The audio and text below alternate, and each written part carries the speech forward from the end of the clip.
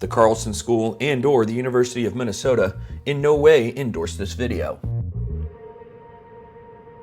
The Curtis L. Carlson School of Management at the University of Minnesota is a small school with a long reach.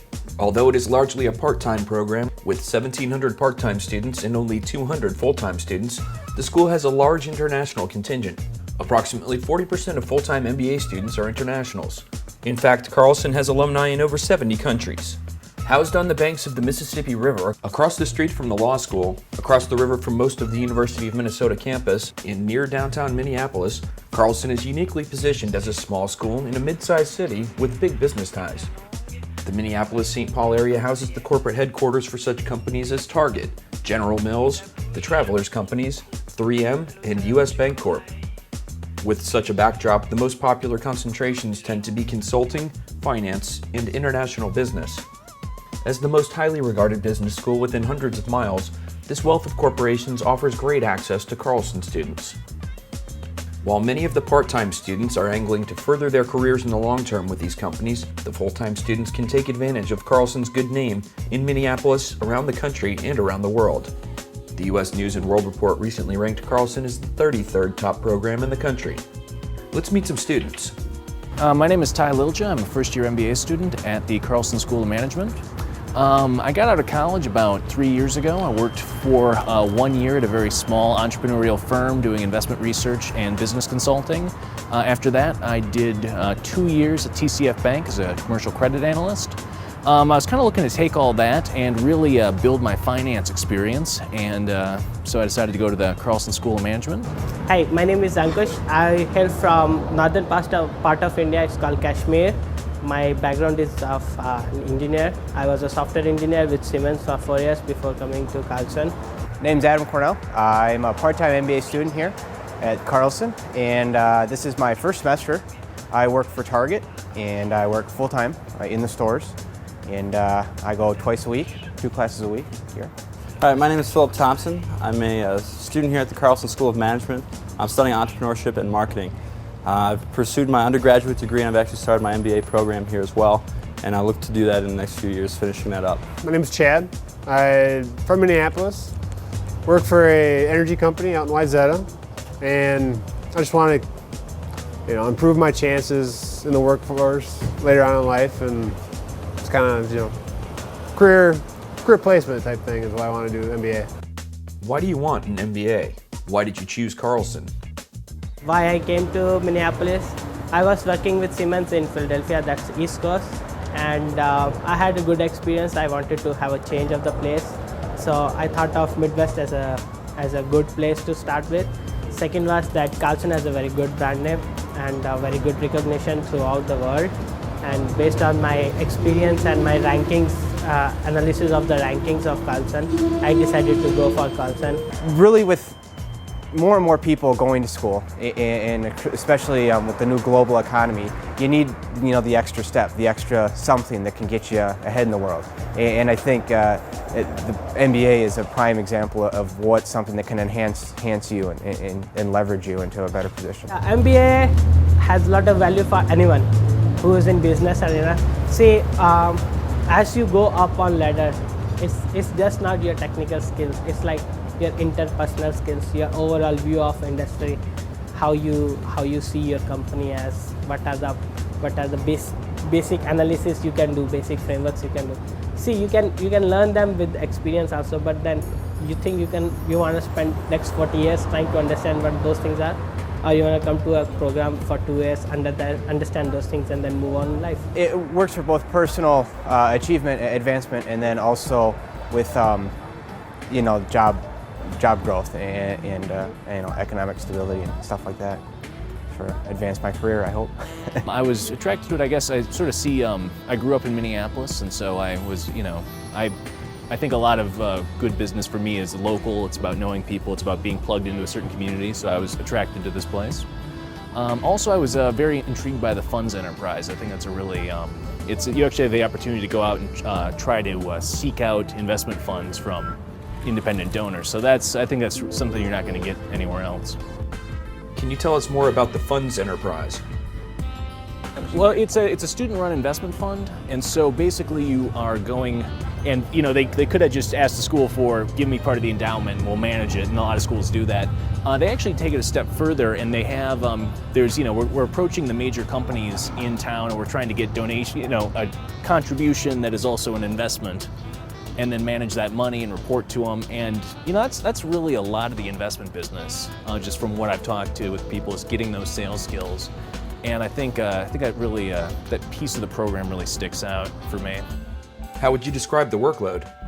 I estimate it's probably, for every hour you're in class, you probably have to do 3 hours of homework, maybe, something like that. It's all going to vary, especially on what classes you're taking, what's your concentration and stuff, but it's probably averages about 3 hours per hour of class. I don't know, I have this joke I've been telling people, that you get out in the working world, you realize how great you had it as an undergrad, because you didn't have that many responsibilities, you had a lot of free time.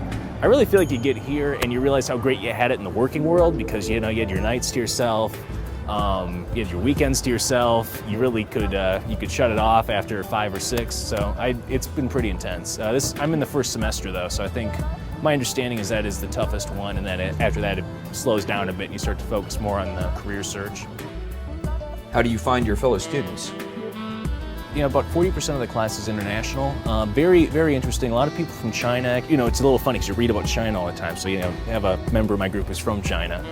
Also there's two interesting things that I think really stick out about the full-time program is, the full-time program, compared to the part-time program, it's more people who are switching careers.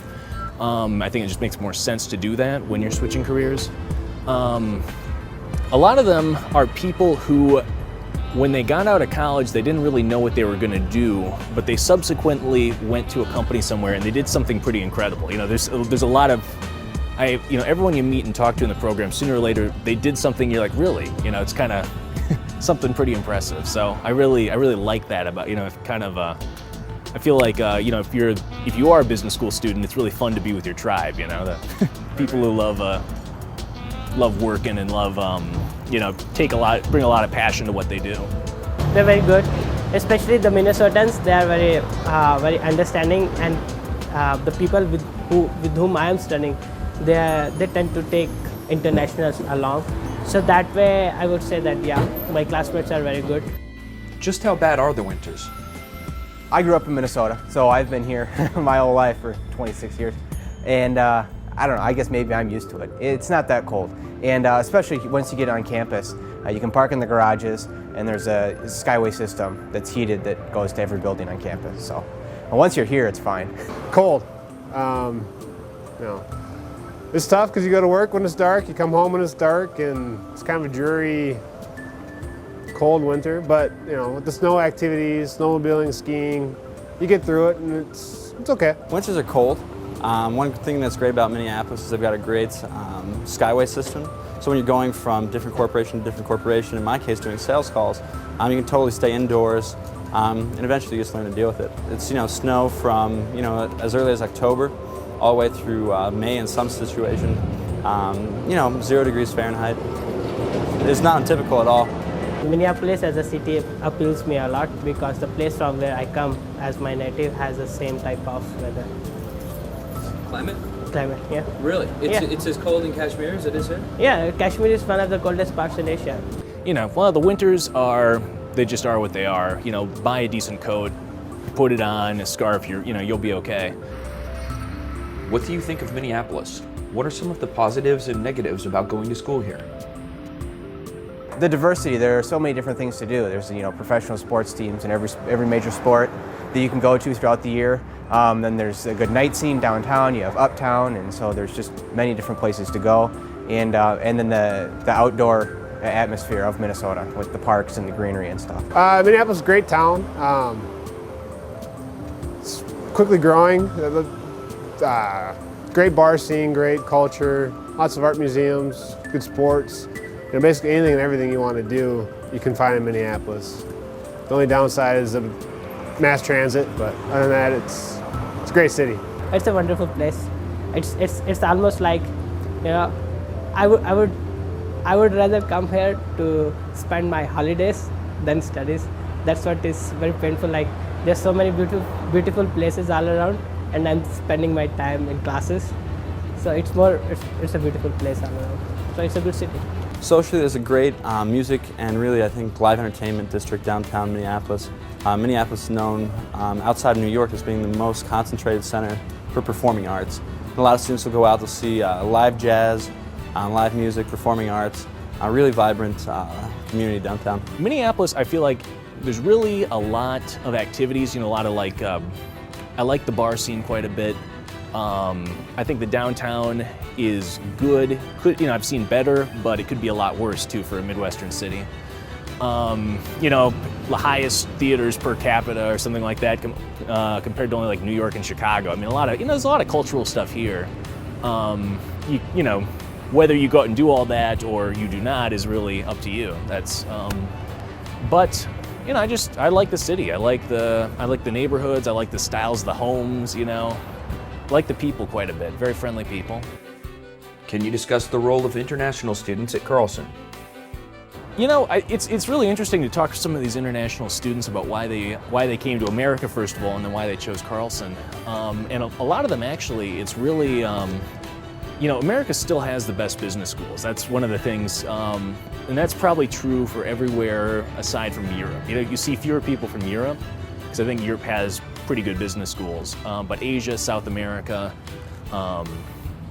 they really attract a lot of people from those regions. I think that when people like a marketing person from Asia is considering this, and they think a lot about like General Mills, they think about like Target. There's actually some fairly large consumer-oriented companies here, and I think the opportunity to intern there or to get that experience. There's the thing that kind of maybe pulls Minneapolis out a bit is that it probably has more than its fair share of Fortune 500 companies based here, and I think and the very close relationship they have with the school, I think, draws in definitely a lot of marketing people, a lot of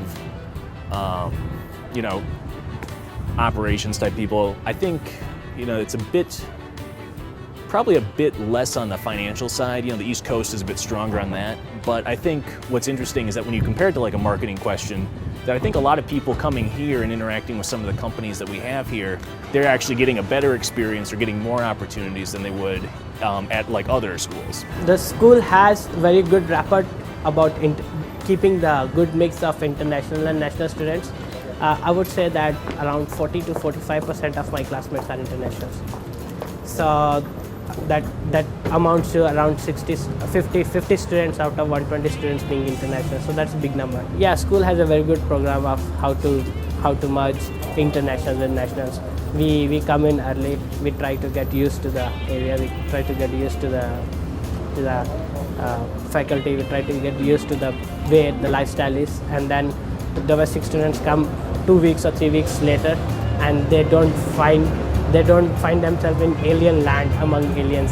So that way, the school does a very good job of making us used to what the Minnesotan style is, and then mingling with Minnesotans. So school does a good job on that. The international students, they are wonderful. We all come with this thing in mind that we bring diversity to this place. So we respect that diversity, and we respect the domestic students, the people who are actually natives of this area. So that mutual respect and understanding is very good in Carlson. It's much better than even the workplaces where I worked before coming to school.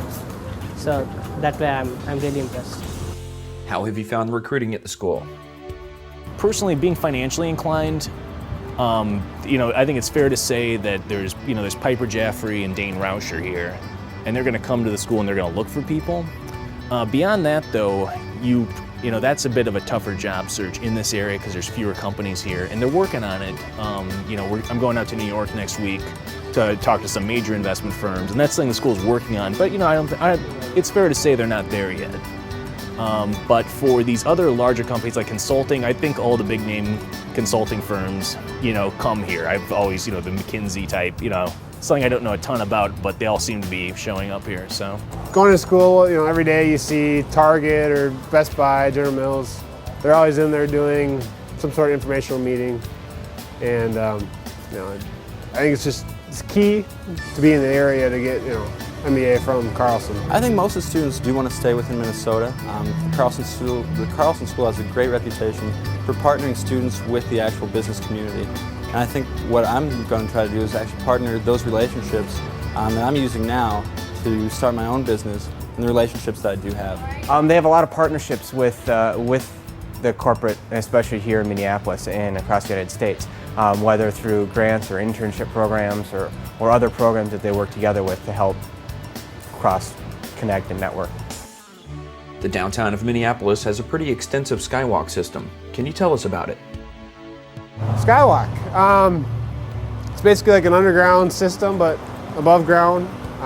It's great in the winter as the wind goes through the buildings. You can walk through the skyways. It's basically the second floor of most of the major buildings, and it's just very easy to get around, well marked.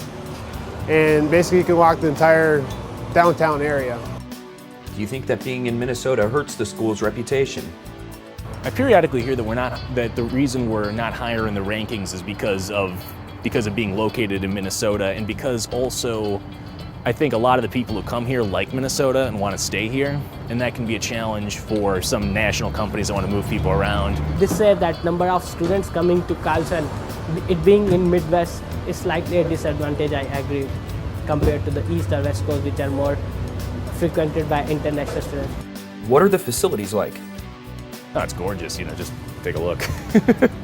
Very state-of-the-art. You got your wireless internet, extensive use of class presentations and slides and all that. Lounge is okay. Can you describe the student-faculty relationship? Right now I'm just in the core of the first semester, and those are, I've been told those are some of the best professors, but just very, very energetic. They're really, they're very, at this point in my life, I've seen a number of teachers. These are very good teachers, and they really kind of go out of their way to really fight against, the place I'm in. There's 60 people in the class, but they really do want to know what you think. They really, they really go out of their way to try to invite you to their office hours, to do the review sessions, to one guy was like, yeah, you can call me anytime. One person called me at 5 in the morning once. Fortunately, the first thing they said was, I know it's early, but, he was kind of phrasing it that way, gave out his home phone number, and, so I'd say very good. And I went to a small liberal arts school. I know, I was in like classes with 12 people. So I have some perspective on this. I don't really feel like I've given much up going to, a school this size. I think the professors are very good, and the relationship's very good too. There's a lot of communication, especially through email and other advanced forms of back and forth through classes and stuff. Even though I just have class once a week through the part-time program, I'll get email communications 3, 4, 5 times a week from my professors, just about stuff or interesting news articles or up-to-date stuff that relates to our class. What is the relationship of Carlson like with the rest of the university? Honestly, it hasn't occurred to me to want to take classes elsewhere. I understand you can, but frankly, I'd say Carlson tends to do its own thing. That's my understanding. I know maybe one notable exception. We do enterprises, basically student-run businesses.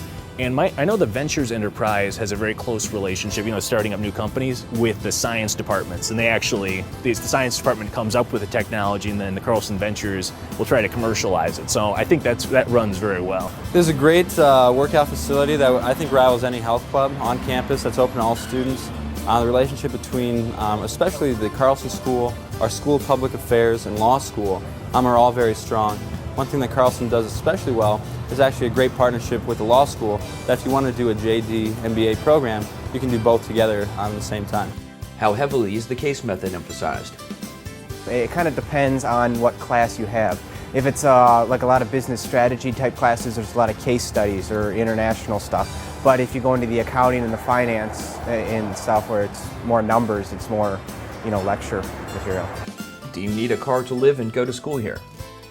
I get the U of M bus pass, so that works for me. I did drive today. There's a ramp over there. It's like $6. It's not great, but between the bus and the parking, you do okay.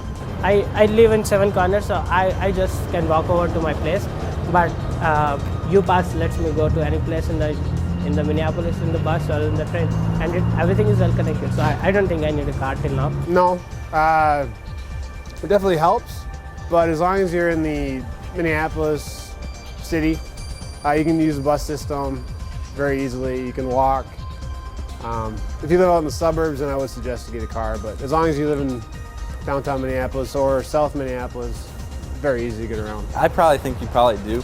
There's a lot of firms downtown Minneapolis that you can get to either through bus or light rail system, but a lot of the other firms like General Mills, Honeywell, 3M are out more in the suburbs where you really do need your own transportation. No, you don't have to have one. There's a new light rail system that runs through Minneapolis that you can take. I live out in the suburbs, so I do drive here, but there is an extensive bus system as well. Do you find Carlson in Minneapolis to be expensive?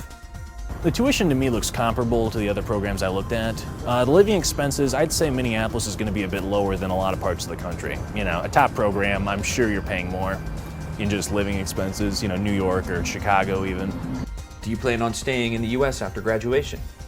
As for next 5 years, yes. I haven't thought beyond 5 years.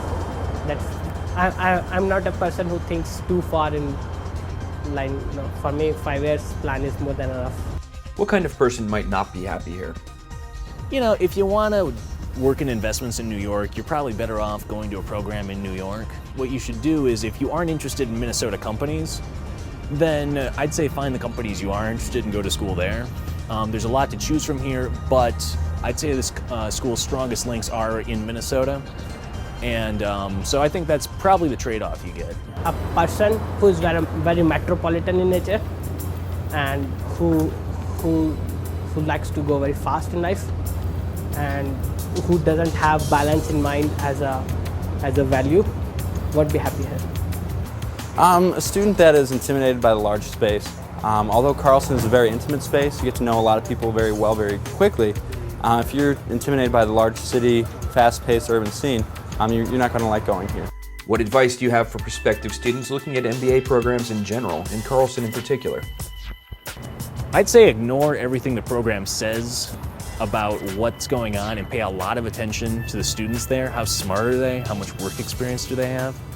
That's I looked at some other local MBA programs and it really, one of them had a student-run investment fund, so I went there and I sat down and they were, they're doing just they just made a really bad recommendation, and it bothered me so much. I actually realized I couldn't possibly go to that school. And the students are going to be a lot of your experience, and it's a lot of the resource pool you have access to are these students, are their connections, their knowledge, and because all MBA programs have a pretty good sounding program. They cover the basics. They have some interesting ideas that they're doing. The enterprises are fascinating. I look forward to doing them.